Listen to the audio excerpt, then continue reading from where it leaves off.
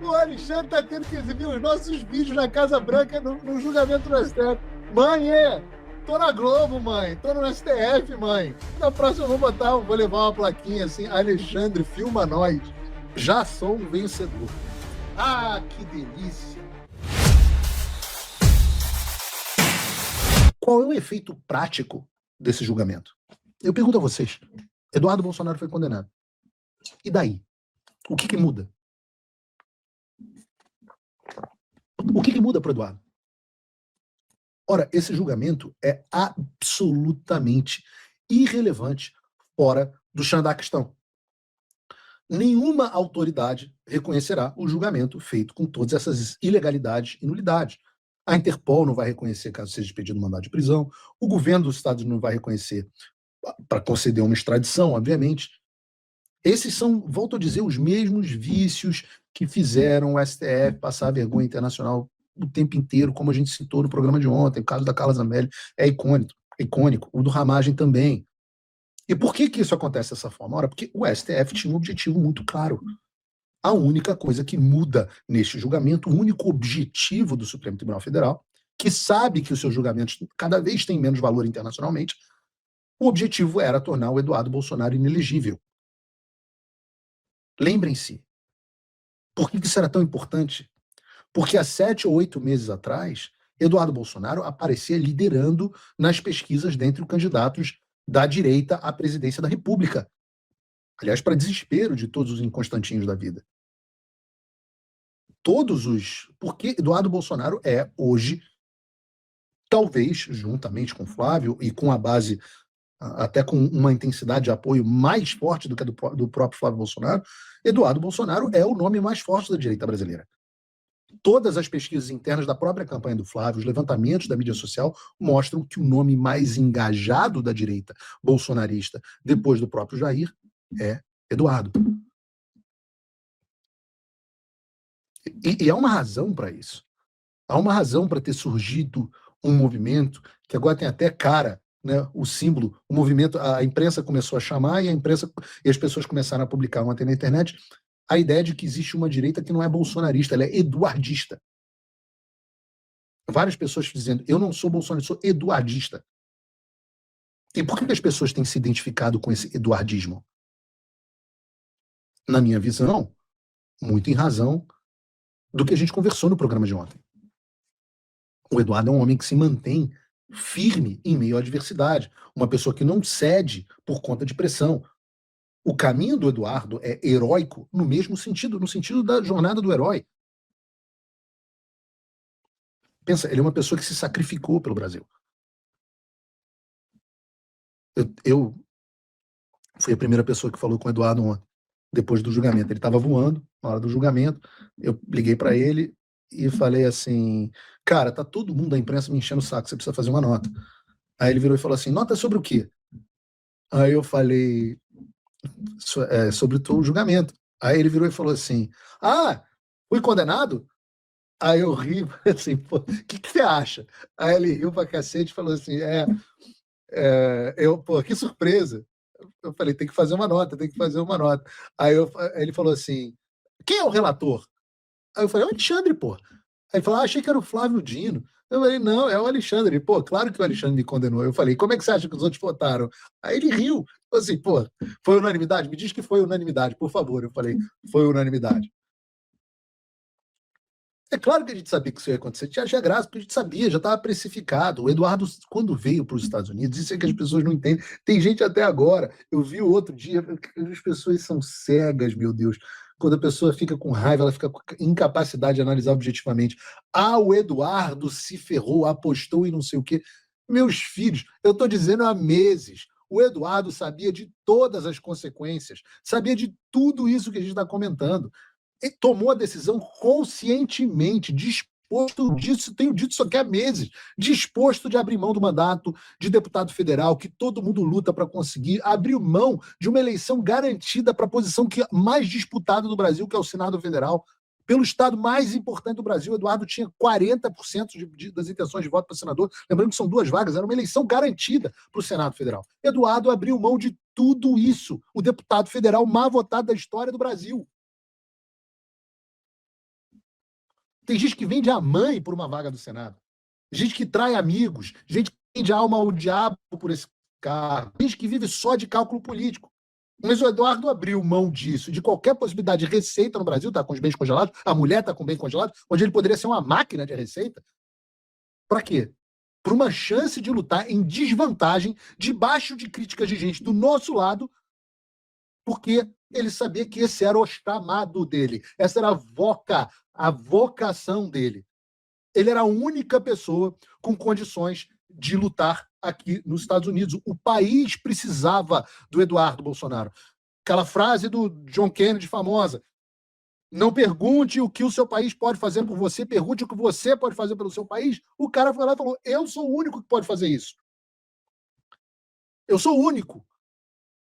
Eu afirmo aqui e digo isso para sempre, categoricamente, eu jamais poderia fazer qualquer coisa que a gente conseguiu fazer aqui sem que Eduardo Bolsonaro estivesse junto comigo. Eu sozinho não teria conseguido fazer. Então, quando eu falo do Eduardo, falou com duas coisas, eu sou essa história. Eu conversei com ele sobre a decisão de ficar ou não ficar. Enquanto o pai falava: tá maluco, vem pra cá, estão me dizendo que tá tranquilo, eu conversei com não sei quem, disse que tá garantido, não sei o quê. E eu falava: não volta, não volta, seu pai cometeu esse erro e vai preso. Na época o Bolsonaro estava solto. Se você seguir o mesmo caminho, você vai seguir o mesmo caminho. Vai ter o mesmo destino. E aí você vê a pessoa, a única condição para ele voltar é que ele não fizesse mais nada com o governo americano. Que ele não continuasse lutando pela sua liberdade. Era a única condição. Assim como me ofereceram, e ofereceram em Constantino, ele sabe disso também, e ele também não aceitou, isso é bacana, que a única condição para que devolvessem as nossas redes sociais era que a gente não falasse mais do Alexandre de Moraes. E a gente não aceitou.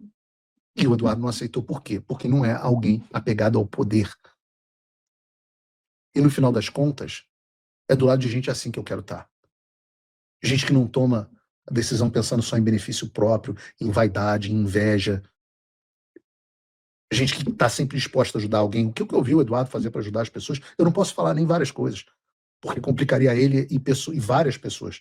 Mas eu sei o que aconteceu, e essas pessoas também sabem. E assim, são essas pessoas que eu quero estar do meu lado. Então, se eu quero fazer parte de algum movimento político, é o movimento político das pessoas que pensam dessa forma. A história de que com quem você luta na guerra importa mais do que a própria guerra, né? Então, eu acho que é por isso. Eu acho que existe um coeficiente de pessoas de bem que olham para o Eduardo e se identificam. Claro que as pessoas ressentidas também veem a virtude e, como não conseguem compreender, interpretam sob a lente da sua própria podridão moral. E por isso elas babam de ódio.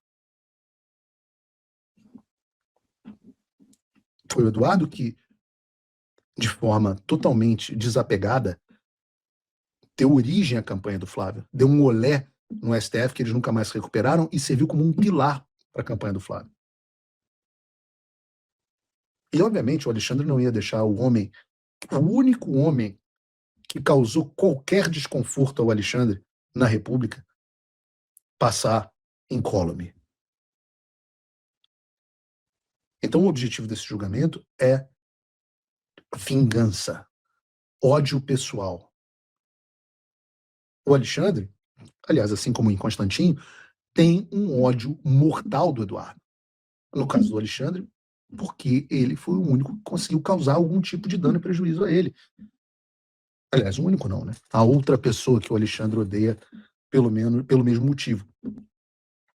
E eles fazem questão de citar. Tem vídeo do Alexandre no julgamento de ontem para a gente passar, antes da gente entrar no Trump? Mas também toda jurisprudência. Nós temos aqui o que demonstra todos os atos executórios de ambos os réus, que saem da mera opinião política.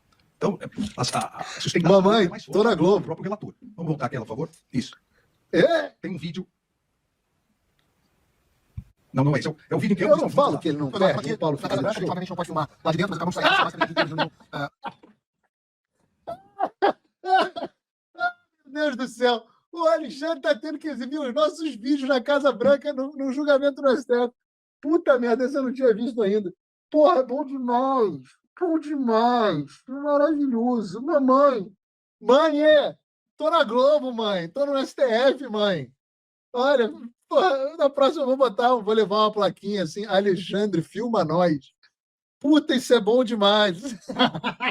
Porra, isso é maravilhoso, eu não tinha visto isso. Vocês botaram na pauta, eu não tinha visto isso ainda. Que espetacular! Porra! Bom demais! Não, pelo amor de Deus. Já sou um vencedor. Hoje, eu acho que vale a pena confiscar o passaporte e obrigar a ficar 100% do tempo aqui nos Estados Unidos. Porque agora eu tô 24 horas por dia focado nessa missão. E a nossa missão é trazer Acho que o Eduardo não trazer viu os isso. fatos. Vou mandar Trazer pra você, ele. que vai pra Avenida Paulista, né, essa foto, ou de você em Copacabana, pra gente mostrar que não é uma coisa sobre o Cara, Bolsonaro. Tão passou a mas sobre íntegra todo do o vídeo, nosso liberdade, vídeo, país clamando por liberdade. As decisões do Alexandre, todas traduzidas de forma juramentadas, a explicação, a jurisprudência para as medidas que são tomadas, quais foram os indivíduos que tiveram seus direitos violados, de que forma. Então é um processo. E a Casa Branca não é a casa da mãe Joana, não é? A gente só toca a campainha ali, tampão, sanciona aí, Alexandrão, pra gente. Então, vejam, responsabilizar, eles colocar um freio de arrumação na justiça brasileira e os documentos que levaram demonstrando que não se trata de manifestação, trata sim de todos os atos executórios para uma sequência de crimes em concurso, em crime continuado, para coagir. Pô, isso é bom judiciário demais. brasileiro. Isso é maravilhoso. Como é que ninguém me fala um troço desse? Tem mais vídeo do Alexandre?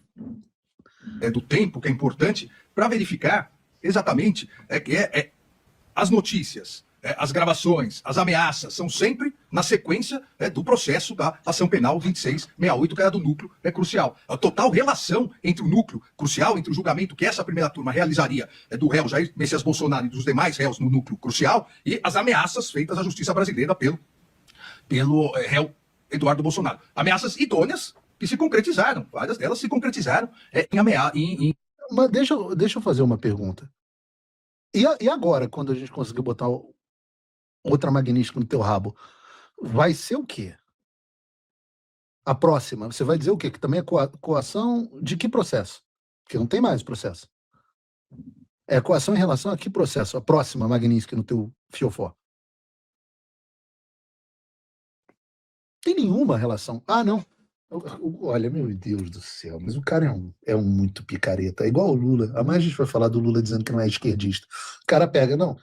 É ao mesmo tempo em que aconteceu o julgamento. Eu não tenho controle sobre o tempo que você faz o julgamento. Quem tem controle é você, pô. Eu tenho controle sobre a velocidade das sanções. A desinformação levada por eles ao governo americano prejudicou todo o país. Que teve Desinformação ao governo americano. Filhão, tudo que eu levei ao governo americano foi você que disse, você que fez. Uma taxação elevada. Ou seja, no intuito de beneficiar seu próprio pai, a atividade criminosa. Ah, para com isso. Tira essa porra aí. Isso é muito ridículo. Dizer que a tarifa foi por conta da desinformação. A tarifa foi por conta das merdas que você fez. Né? O apelido dessa tarifa era Tarifa Moraes. Aliás, uma coisa interessante, né? Quando saiu o negócio da tarifa, o presidente Bolsonaro recebeu uma sugestão de nota, não vou dizer quem fez, que chamava a tarifa, era essa estratégia de comunicação, que chamava a tarifa de Tarifa Moraes. O presidente Bolsonaro ia se referir à tarifa dessa forma.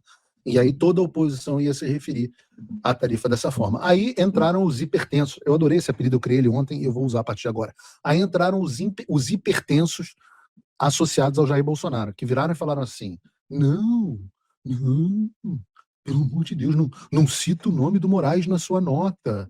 Não. Tiraram o nome Tarifa Moraes da nota. Resultado, a gente continuou usando o nome Tarifa Moraes e a oposição toda ficou com medinho. Inclusive, na época, o próprio presidente Bolsonaro, aconselhado por pessoas que hoje estão muito próximas da campanha do Flávio. Tá? É a mesma gente hipertensa que gosta de tirar o sal de tudo, porque, no fundo, não passam de um bando de cagões. E é claro que não são essas pessoas que eu quero comigo. Eu não quero um bando de cagão comigo, porra. Não gosto de gente cagona. Porra, gente cagona. Outro dia, eu falei com o Flávio, estava tentando produzir um negócio aqui, ele falou assim, fala com fulano de tal. Aí eu entrei com contato com fulano de tal e tal, que era um especialista sobre determinado assunto. Aí eu ouvi os conselhos do cara, eu falei assim, meu irmão, que cara cagão, que gente pouco ousada. Porra, como é que uma pessoa dessa consegue fazer qualquer coisa na vida? Muita gente cagona. E as tarifas foi isso. Agora, o Moraes me chamando de réu. Alexandre, desculpa, tá errado, isso é difamação. Eu não sou réu em nenhum processo. Eu não sou réu em nenhum processo porque eu sequer fui citado. Então não desconheço qualquer processo, isso é difamação. Para eu ser considerado réu, você tem que primeiro me citar, não citou. Aí depois da minha citação, a turma, não é você que me determina réu, não. A turma tem que aceitar a denúncia contra mim e aí eu viro réu. Doutores do chat, estou certo ou estou errado? Bom, o Moraes teve que exibir ali os vídeos do Eduardo Bolsonaro, né, do Bernardo Kister, no próprio STF durante o julgamento, e o Paulo Figueiredo, que eles adoraram isso, claro, porque o Eduardo ele foi condenado por unanimidade, mas a reação deles foi de deboche total. Eles já sabiam que isso ia acontecer, estava precificado, até por isso que o Eduardo se exilou lá nos Estados Unidos. Então, o argumento central é que o julgamento não vale nada fora do Brasil, que a Interpol não vai cumprir mandato, que o governo estrangeiro não vai extraditar e que o único objetivo real é tirar o Eduardo da disputa eleitoral, já que ele estava liderando as pesquisas ali entre os candidatos da direita, né? Então, eles exaltam aí a escolha do Eduardo de ficar nos Estados Unidos como um sacrifício heróico. Cara, é alguém que abriu mão do mandato de deputado. Isso a gente não pode lembrar. O Eduardo abriu mão do mandato, da eleição garantida ao Senado, com 40% das intenções de votos, dos próprios bens, para lutar fora de casa. Então, compararam ele ali ao JFK, né, no sentido da jornada do herói, falam num movimento chamado eduardismo, pessoas que se identificam não com o Bolsonaro pai, mas com o Eduardo especificamente, e estão criticando duramente os hipertensos, os cagões do próprio campo da direita. Gente que aconselhou o Bolsonaro a não usar o termo tarifa Moraes com medo, e eles terminaram afirmando que o Alexandre o chamou de réus no julgamento, mas que isso é difamação. Então, por que, tecnicamente, para você ser réu, é preciso você ser citado e a denúncia precisa ser aceita pela turma? E o que dizem não ter acontecido com o Kister, né?